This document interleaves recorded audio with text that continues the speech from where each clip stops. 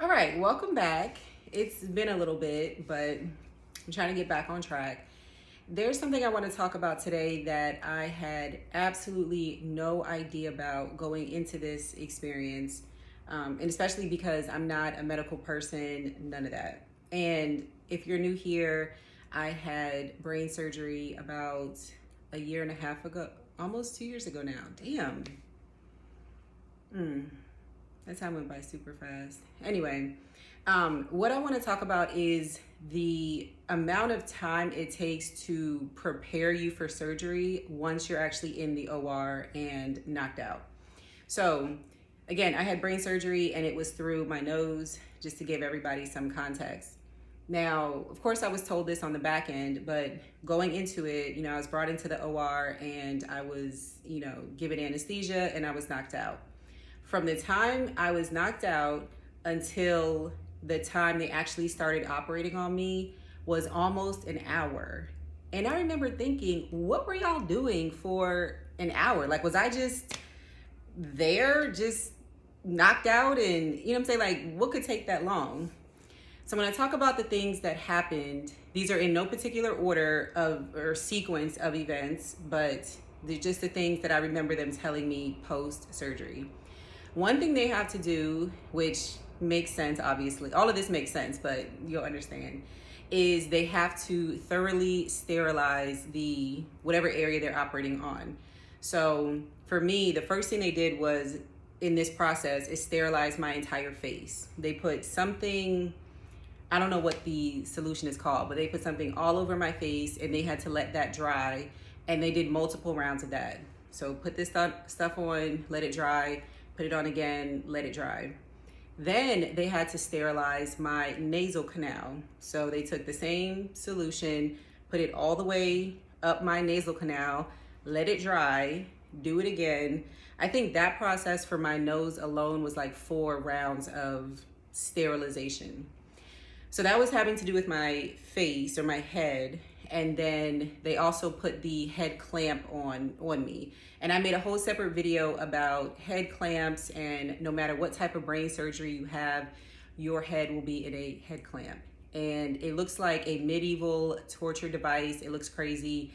It is crazy. They attach it to your skull. They wind it up to keep pressure on your head so you don't move at all. It's crazy. And it leaves these marks in your skull, or it pierces your scalp. So it's pretty painful on the other end. But that's what I remember them talking about my head. Another thing they had to do was put the catheter in. Grateful, I think I made a whole video about a catheter as well. Very grateful that I was not awake for the catheter insertion. I was awake for the catheter removal. So if you're curious about that, just go watch that other video all about the catheter experience. Another thing they had to do was hook me up to their GPS. I call it their GPS monitoring system. And for that, they basically put these IVs in my ankles, like on the inside of each ankle. And to this day, I still have these little dark marks on my ankle where they, put the IV in.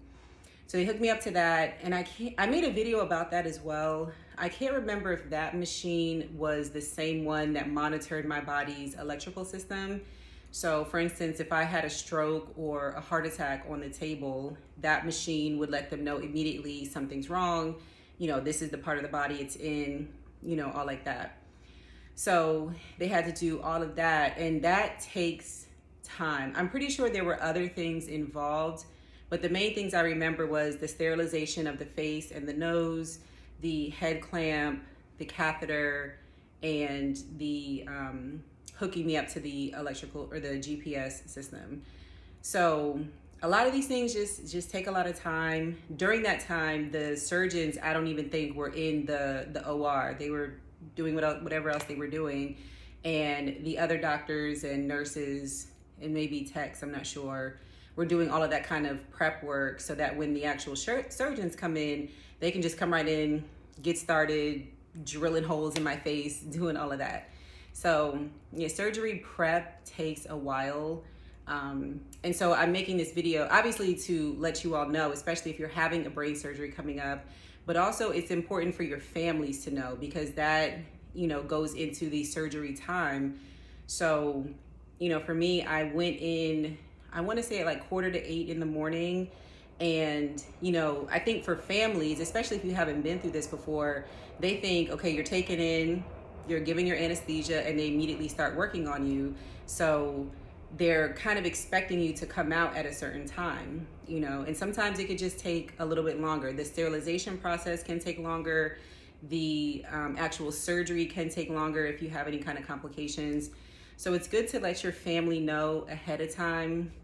It might take a while for them to actually start my procedure. So just kind of anticipate that in the whole time, because it's very easy for families to get worried. Like if they think the operation is going to be X amount of time and it's longer, which was my case, then, you know, the families naturally start to worry. So just kind of giving you a little bit more insight into the process of having brain surgery.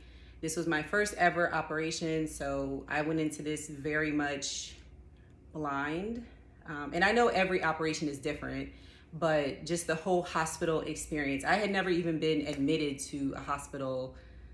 I was admitted once in high school for an asthma attack, but I didn't stay there or anything. So this was my first real experience with being admitted to a hospital. And a lot of things are very surprising if you don't work in that field, or if you just were like me where you don't have any experience with that. So I hope this video was helpful. If you have any questions about anything that I may not have discussed, any kind of surgery prep, just let me know and I'll either answer it in the comments or I'll make a whole video about it.